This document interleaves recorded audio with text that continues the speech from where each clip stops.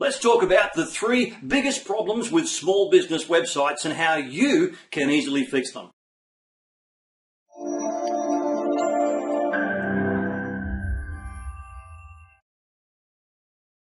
Hi there, my name is Paul Bars. Hello and welcome. Thank you so much for taking the time to stop by and join with me.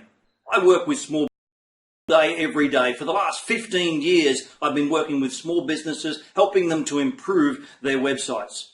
And I've come across a number of things that if I were to say there were common factors, this would be it. And these are things that you can actually do, take care of yourself if you're a small business owner. Number 1, your website probably isn't being updated often enough. All right, now maybe you are one of the rare few. It indeed would be rare. People often say to me, but Paul, how often should I be updating the content on my website? My answer is simple, as often as you can. Now true, we must serve our paying customer first. That is a golden rule. No point in, messing up things that are already working well. But if you want to build your business, if you want to grow your business, you're going to need to take a step out further. And your website is a primary portal for that. Search engines love new content. Consumers love new content. People ready to buy, they love new content. They want to see that you are active in your business, not just answering the phone, but also with updating your website, keeping that content fresh. Number 2, the page structure or the on-page navigation points. They're too haphazard. They're not focused well enough. Now, I'm not just talking about the menus across the top. No, every website these days, particularly with a CMS, seems to get that right. I'm talking about the structure of the pages. yourwebsite.com.au/blog, blah, blah. yourwebsite.com.au/shop/, blah, blah. Should we be using categories? Should we be using tags? Well, yes. There's absolutely nothing wrong with using a category within the URL, but don't repeat it in the page name. So things within the blog /blog, things within a shop /shop. Absolutely. Let people know who are searching that when that result comes up in search, they're going directly to the shop. See, here's the thing.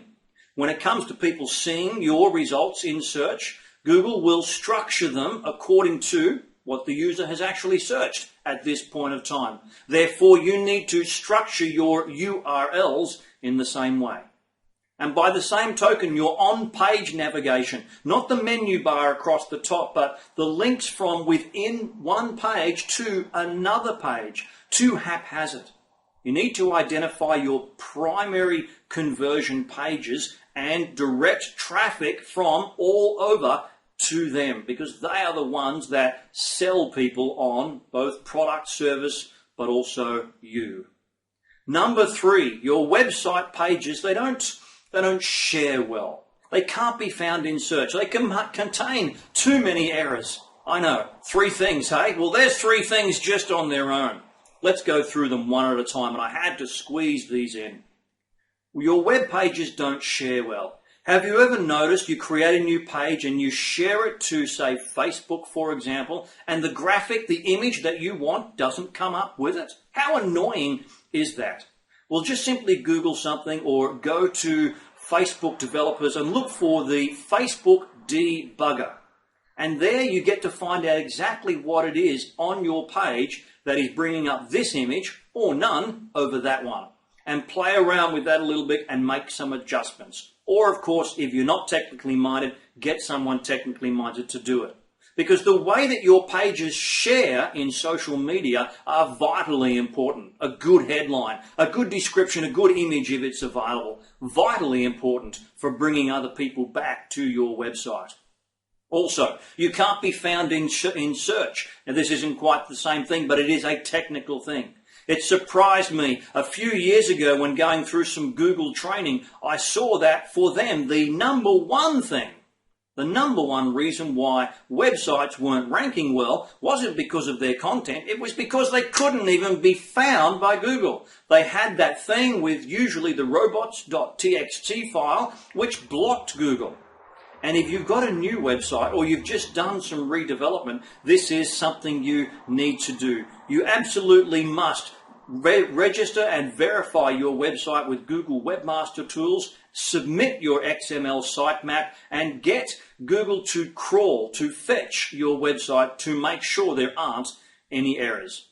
And finally, that was the last in the list. Errors, errors, errors, but not just technical errors. On-page errors, 404, pages missing errors, image errors, missing, gone, all sorts of problems.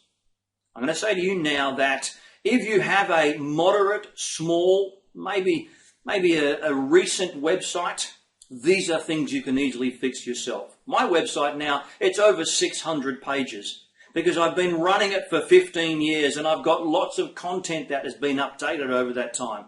But even I need to go through from time to time and look at these things and fix them.